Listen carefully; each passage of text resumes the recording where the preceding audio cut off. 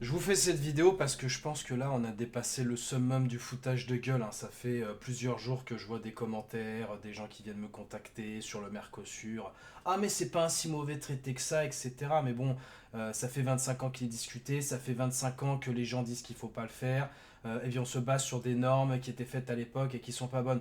Donc là aujourd'hui on a appris, comme vous le voyez ici, que les chefs d'État, passés par les ambassadeurs, ont validé le Mercosur.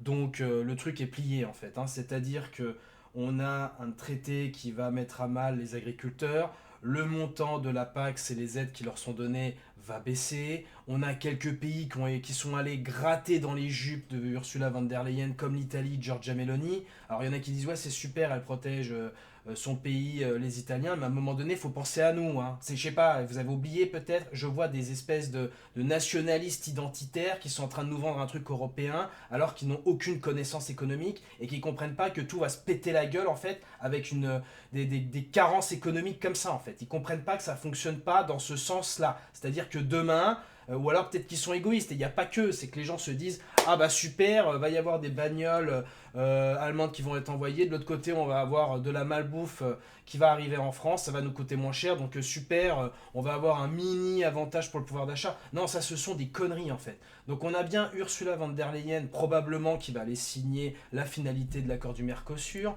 Vous avez, je vous le montre ici aussi, parce que c'est sous présidence chypriote au niveau de l'Europe, qui a déjà validé le truc, qui a dégagé un vote qui permettait de geler en fait l'entrée en vigueur immédiate du Mercosur. Donc c'est-à-dire que là c'est signé, le truc est déjà envoyé et qu'on n'attend même pas le vote au Parlement européen. Donc on aura un vote au Parlement européen, je sais plus, c'est le 12 ou quelque chose comme ça. Et pour finir, on a le chancelier allemand, Friedrich Merz, qui se félicite, voilà, super, c'est une étape majeure, puis il se plaint que c'était trop long, quoi. Donc à un moment donné aussi, enfin, le couple franco-allemand, ça n'existe que dans vos têtes. Ceux qui croient que cette histoire de pan-germanisme, le couple franco-allemand, machin, ça va être super l'Europe entre nous, ça c'est du bidon, ça n'existe que dans votre tête, ça. Ça n'existe que chez les cucks, chez les gens qui comprennent strictement rien à la politique, en géopolitique, aux intérêts économiques, qui sont dans un délire où on les endort en fait en faisant croire qu'il y a un projet commun. Non, ça n'existe pas, ça. Et ce qu'il faut bien comprendre, et moi j'insiste là-dessus, c'est que la France c'est le seul pays en Europe, et c'est pour ça que ça me fait péter un câble en fait. C'est le seul pays en Europe qui a la dissuasion nucléaire. C'est-à-dire que demain on est en conflit, alors on va me dire il y a l'OTAN, mais demain on est en conflit, il n'y a que la France, en gros, qui couvre ces pays européens. L'Angleterre fera ce qu'elle veut, elle a fait le Brexit. Les États-Unis feront ce qu'ils veulent. Ils ont leur propre dissuasion nucléaire. Nous, on a la nôtre. Donc nous, en fait, tout le monde est dépendant de nous à la base. Ça, c'est la première chose. La deuxième chose, c'est les centrales nucléaires. Dans le monde, on est le pays avec le plus de centrales nucléaires par habitant. C'est-à-dire qu'on a eu la guerre en Ukraine par l'invasion de la Russie. Et en fait, tout le monde est venu. Ouh là là, le gaz russe, ça va être compliqué. Donc tout le monde essayait un petit peu de se débrouiller au niveau de son énergie. C'est pas si compliqué la géopolitique, hein. Les mecs qui font les experts et tout, ils racontent n'importe quoi pour se faire mousser.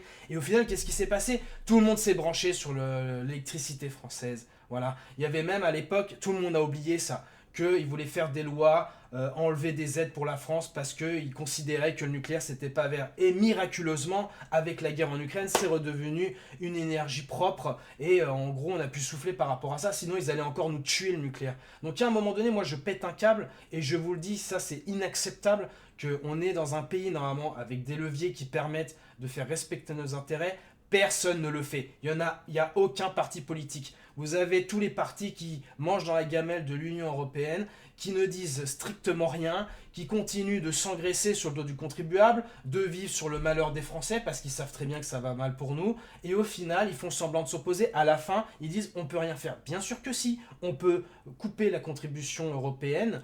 On peut dire que la dissuasion nucléaire va falloir se rediscuter, pas besoin de menacer l'Europe ou je ne sais quoi, comme les bêtises que j'ai pu lire sur les réseaux. Et surtout le nucléaire aussi, en dire ah bah le marché européen de l'électricité, on va le revoir, parce qu'au final ça ne va pas dans nos intérêts. Et la chose la plus importante, c'est qu'il n'y a aucun Français qui a voté pour ça. Voilà. On est souverain, on est censé se faire respecter, nous sommes la France, personne ne nous respecte maintenant. Personne ne nous écoute. Macron, il veut faire son truc des volontaires avec en Ukraine et tout. Soit, c'est une bonne chose, il prend le lead, etc. Par contre, en échange, sur le Mercosur, on doit être à quatre pattes. Tout le monde, on doit dire amen à tout. Ça va pas en fait. Et à un moment donné, il va peut-être falloir se réveiller.